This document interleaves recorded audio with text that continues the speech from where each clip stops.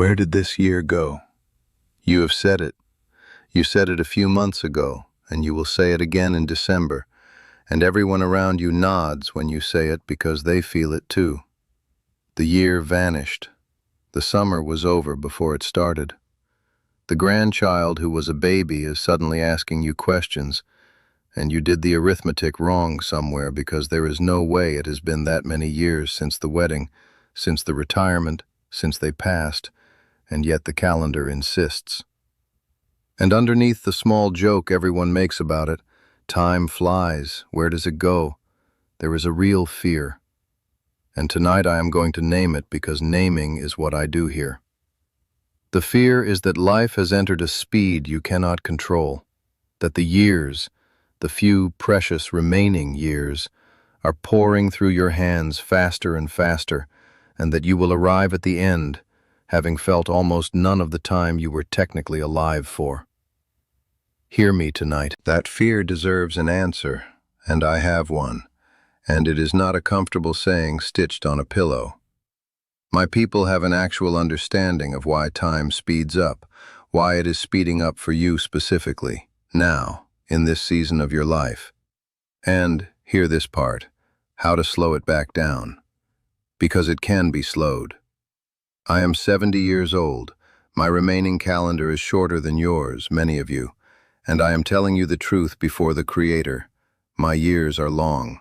My days are wide. Time moves for me now the way it moved when I was a boy, slow and deep and full. And it is not because I found some secret spring.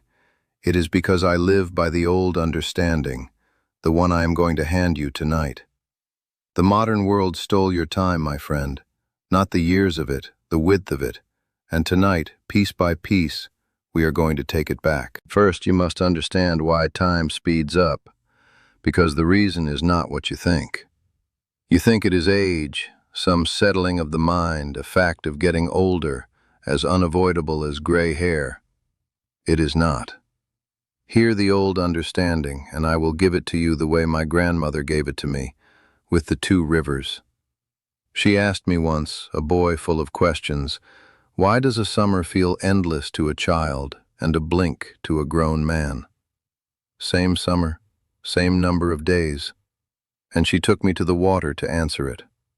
She showed me a stretch of river that ran wide and shallow over stones, turning, catching light, breaking into sounds, and she said, "Look how much river there is here.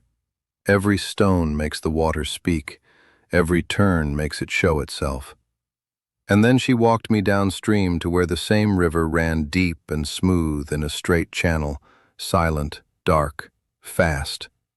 Same water, grandson. Which stretch feels longer to travel? And I understood even then, dimly, and I understand fully now, and so will you. Time is not measured by the clock. Hear this. The clock is a machine, and it lies about the only thing that matters. Time, as a human being actually lives it, is measured by how much of it touches you. The child's summer is endless because everything touches the child. Every day is stones and turnings, first things, new things, full attention. The child is in the river, and a river full of stones feels long. And the grown years run fast for one reason only: sameness.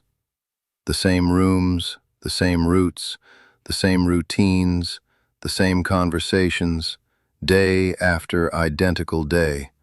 And the mind, which only keeps what is new or deeply felt, stops keeping anything at all. The days go straight and deep and silent. Nothing touches the water, and whole seasons pass like the smooth channel, fast, dark, unmarked. That is why your years are vanishing, my friend. Not because time changed its speed, because your days stopped having stones in them. The year did not go anywhere. It flowed past a person standing on the bank, and almost none of it touched them.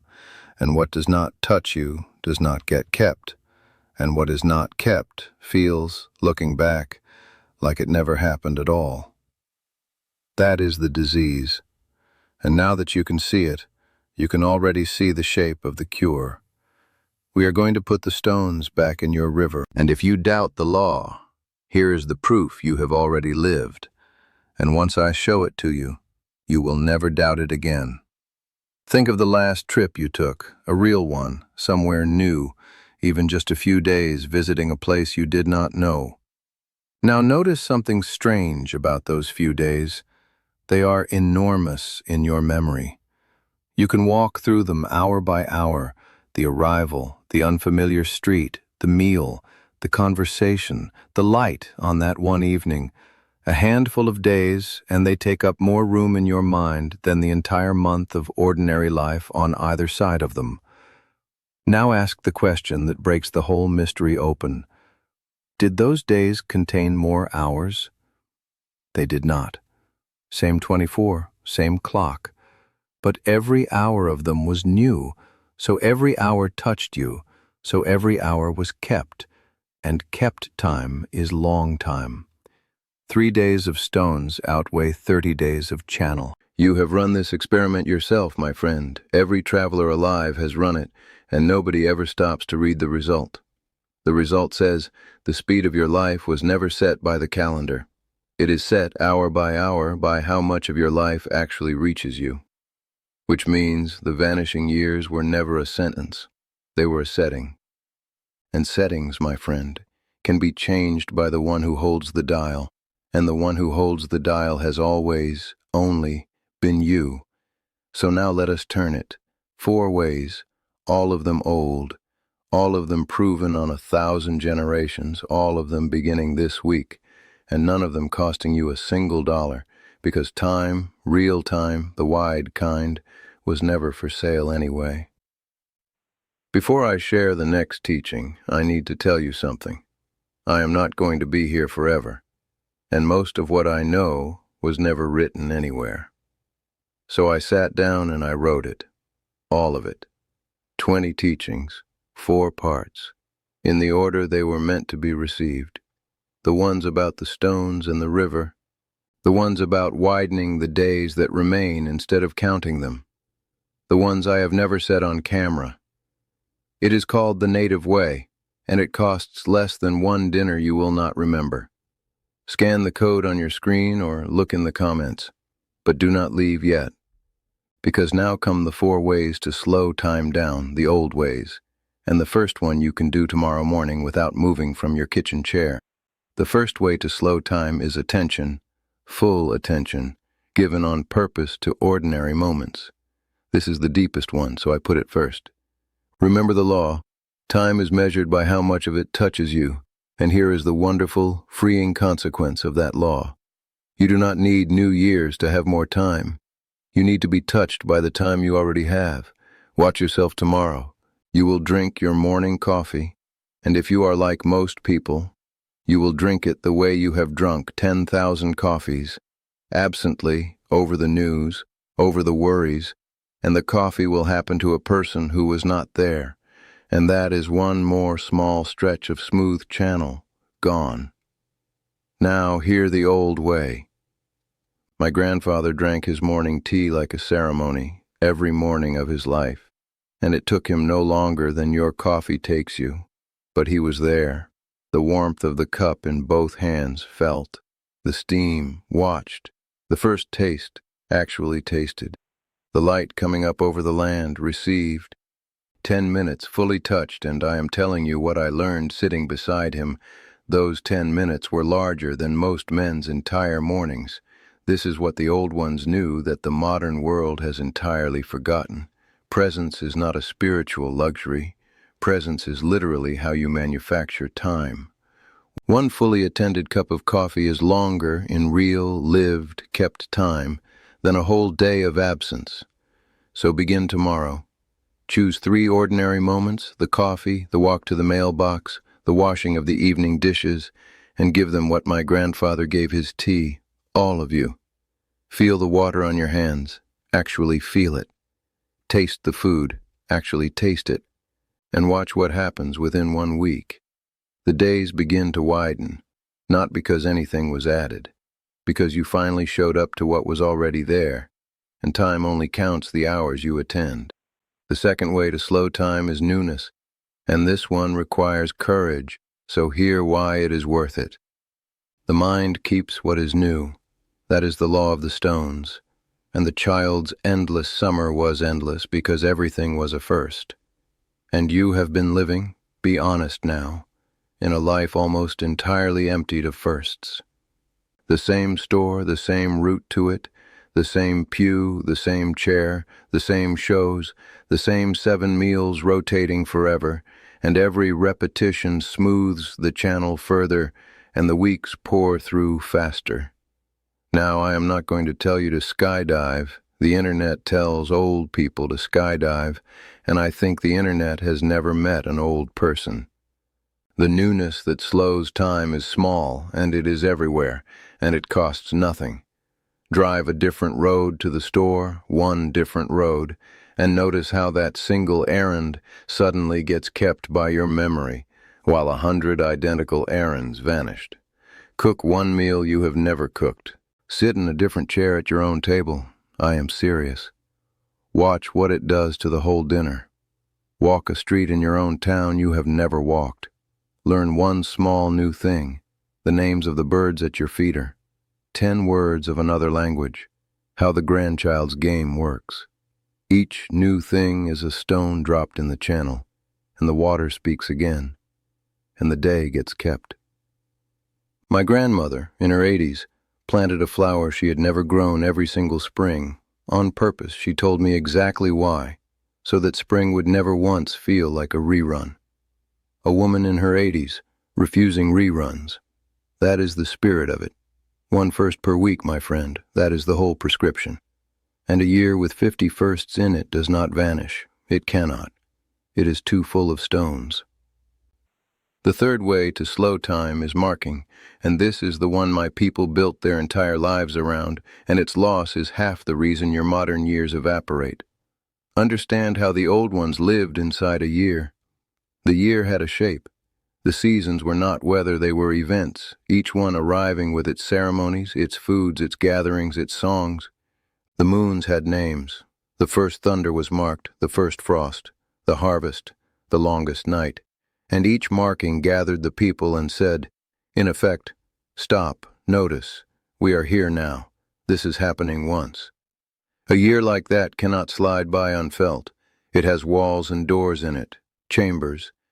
And you remember a year of chambers the way you remember a house you walked through. Now look at the modern year, a long gray corridor with a few commercial holidays hung on it like tired decorations, and even those rushed. No wonder it pours. So build the walls back, and you do not need a tribe to do it. Hear how small this can be. Mark the seasons yourself. Actually, mark them. On the first day you smell autumn, stop everything. Make the cider. Call the friend. Declare it out loud, autumn came today. Keep a small ceremony for the first snow. The longest night of the year, light candles against it, the way the old ones kept the fire, and say what the year held. Bring back the Sunday dinner, the real one, weekly, same table, candle lit, no screens, because a week with one ceremony in it becomes a chamber instead of corridor. Mark the private days, too, the day they passed, the day you married, the day the trouble ended. Keep them, name them, do their small rituals. Every marking is a wall in the corridor, and I promise you this from 70 years of a marked life. A marked year is a long year, not slower on the clock, longer in the living, longer in the keeping.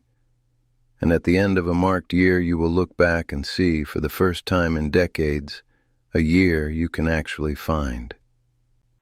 I watched a widower rebuild his years this way after his wife died, and I keep his story for exactly this teaching.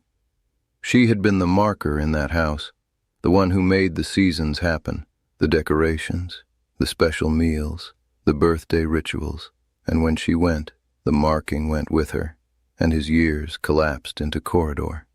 He told me, 2 years in, the most haunting sentence he said since she passed, the time doesn't have anything in it. It just goes.